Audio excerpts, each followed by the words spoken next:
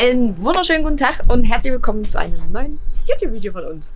So, heute haben wir zwei richtig coole Autos da von Alpina. Einmal diesen wunderschönen E39 Alpina B10 3,3 und einmal Max sein wunderschönes Schmuckstück Alpina B3 3.0. Und ich wollte euch heute einmal diese beiden Autos vorstellen, die unterschiedlicher nicht sein können.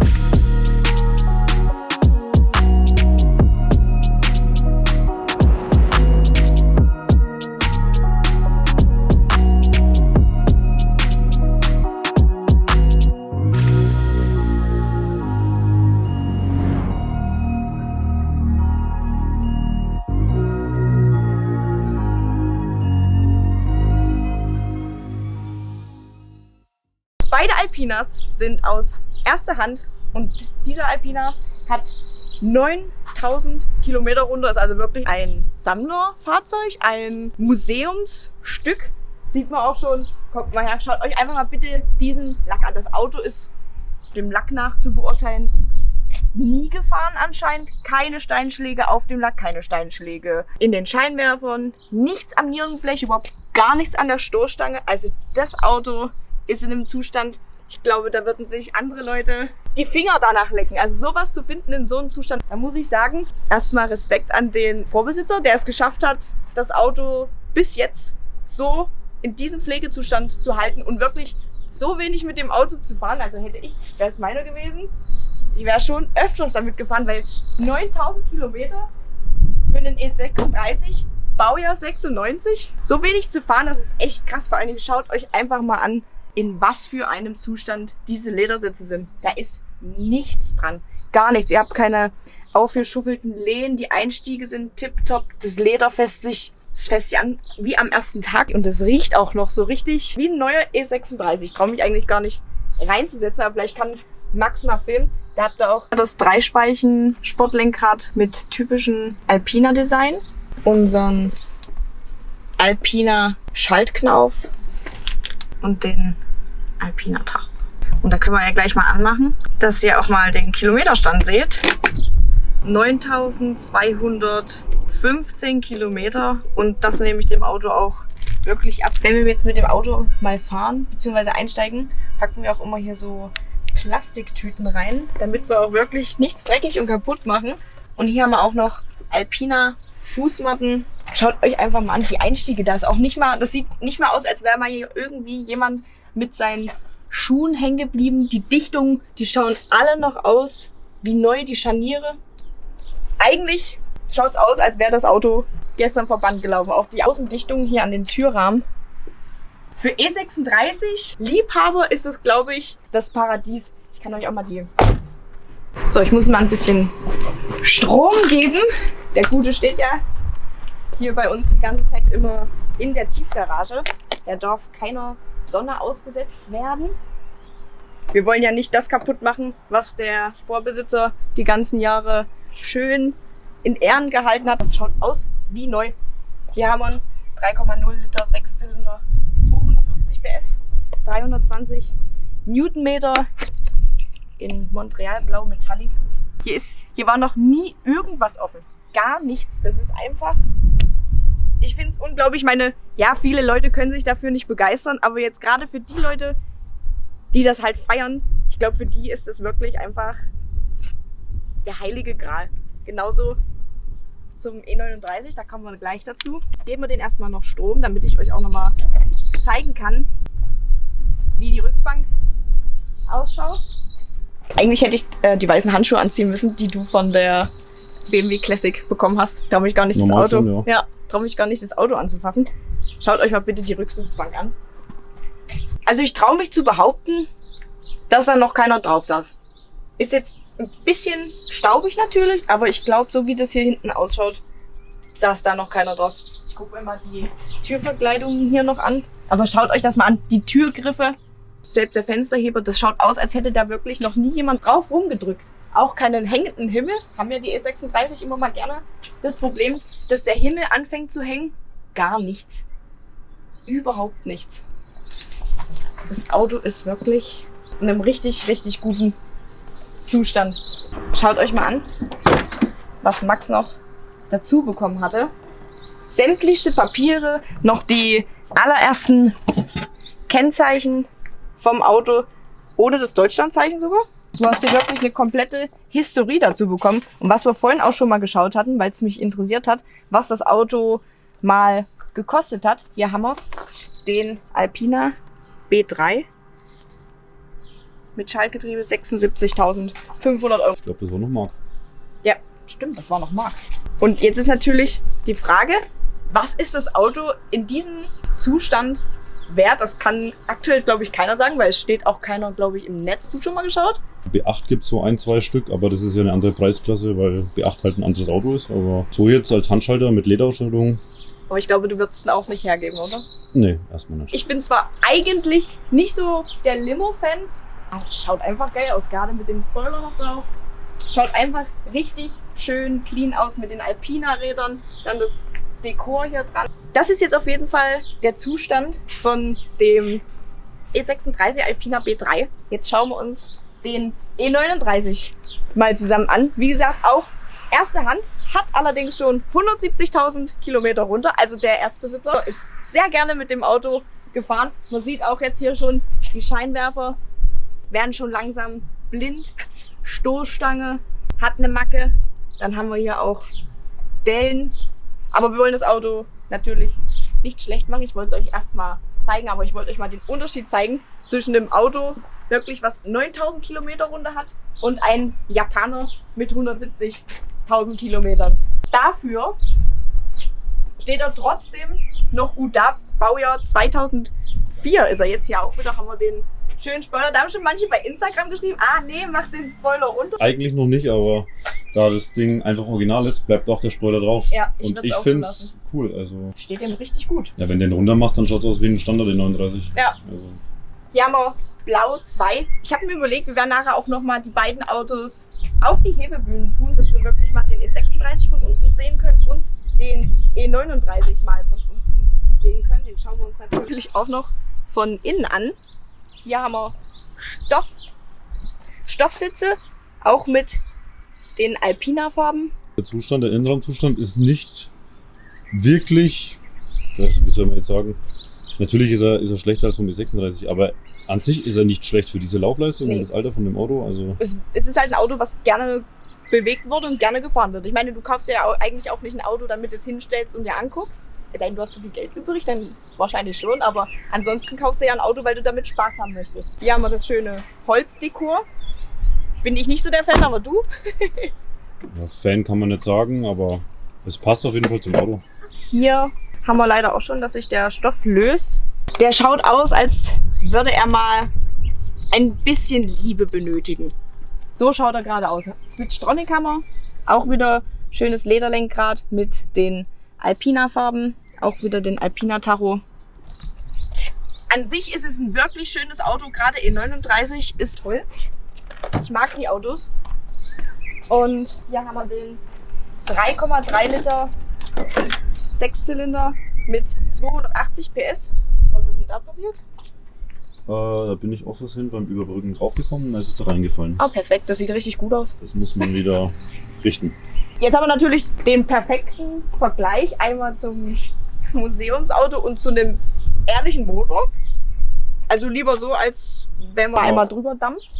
Klar, staubig, aber guck ihn dir mal genau an. Der ist furztrocken. Der schaut an sich echt noch top aus. Also überleg mal, wenn du den Trockeneis reinigst oder so. Ja, wie gesagt, der braucht einfach nur mal ein bisschen Liebe und Pflege und dann schaut der auch wieder 1A aus. Weil selbst hier, ihr könnt euch die Japan-Modelle ja anschauen. Wir hatten bis jetzt noch keinen gehabt, der irgendwie irgendwelche Rostprobleme hatte. Die Autos werden gern gefahren. Hier haben wir es auch nochmal. Japan-Modell. Blau 2, Metallic BMW, Individual. Und hier haben wir auch nochmal, hier könnt ihr das auch gleich nochmal sehen mit den Dichtungen. Hier sind wirklich viele Dichtungen, die erneuert werden müssten. Jetzt gerade auch wie die Leisten hier. Das schaut mir immer so ein bisschen aus wie, er stand lange draußen, dann hat es drauf geregnet, dann hat sich das reingebrannt, wahrscheinlich durch die Sonne. Jetzt wollen wir uns natürlich die Autos mal von unten anschauen. Ich würde sagen, starten wir mit dem B10.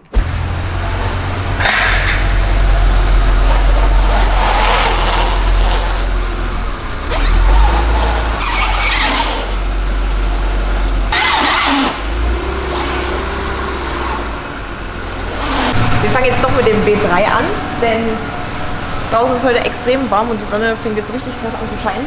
Der soll nämlich wieder in die Tiefgarage und wir lassen ihn jetzt laufen, damit wir jetzt nicht die ganze Zeit an- und ausmachen müssen. Also müsst ihr jetzt dann wahrscheinlich mal ganz kurz das ertragen, dass der Motor die ganze Zeit läuft. Ich hoffe, es gibt jetzt nicht so die ganze Zeit unschöne Störgeräusche.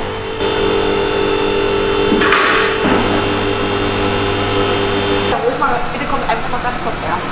Schaut euch einfach mal die Bremse an. Die Bremssättel.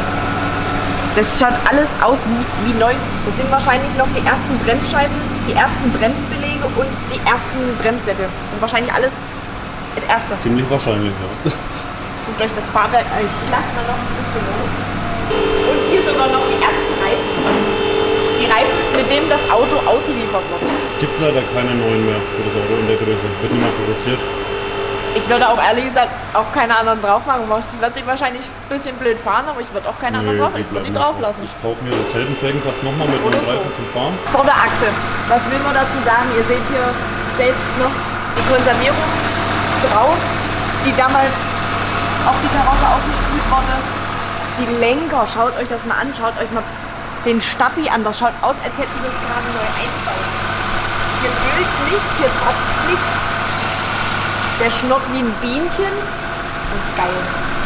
Vor allen Dingen auch die Ankerfläche. Schaut alles aus wie neu. Die Schrauben. Das ist Getriebe. Hier ist nichts. Hier passt es ja auch noch komplett. Das ganze Wachs, die komplette Versicherung vom Auto. Hier die Schrauben. Bei manchen neuen Autos hast du es ja jetzt schon, dass sie halt einfach dann weggammeln, aber bei 9000 Kilometern nie im Winter gefahren. Wäre auch sowas. So gut schaut nicht mal mein E36 von unten aus und der ist schon. Man kann ja viel restaurieren, dass es so aussieht, aber noch geiler ist es halt, wenn es unrestauriert ist. Ja, ne? das ist ja einfach so, das Auto ist so vom Band gelaufen. Und so schaut es auch aktuell jetzt noch aus. Den musst du wirklich in Ehren halten. Schau mal die Bremsleitung an. Also, Schon sexy, ne? ja, da wird einem anders Antriebswellen. Es schaut aus, als hättest du es einfach gestern eingebaut, das Auto gestern vom Band gefahren. Gestern bei BMW in München direkt abgeholt. Schaut euch mal den Endschalldämpfer an. Holy! Made in Germany. Oh Gott. Das Auto ist eigentlich zu schade für alles. Selbst die Rathausschalen schaut einfach aus wie neu. Beim meisten schaut es dann immer richtig durch die Steinschläge und den ganzen Dreck schauen die halt auch richtig mitgenommen aus und es schaut einfach alles aus wie neu. Alpina, Katz hier auch schön. Kannst du noch alles schön lesen? Made in Germany. Das war noch Zeiten. Aber aufgesetzt scheint er mal zu sein. Ja, Der etwas ist, aber so, also von Rost brauchen wir hier überhaupt gar nicht sprechen. Staub. Ich würde das, glaube ich, auch unten alles so lassen. Ich glaube, ich würde hier nicht mal Trockeneis strahlen, weil gerade jetzt Nee, machen wir auch nicht. das Wachs ist, würde es einfach alles so lassen, wie es ist. Ja, jetzt holen wir mal den B10 und vergleichen den mal gegen den B3, obwohl eigentlich brauchen wir es nicht vergleichen. Wir schauen uns einfach nur an, wie der... Ja, das ist schon ein guter Vergleich. Nein? Weil dadurch, dass es ein Japaner ist, Stimmt. ich weiß ja, wie er aussieht. Ich habe noch nicht von unten gesehen, aber wir holen mal.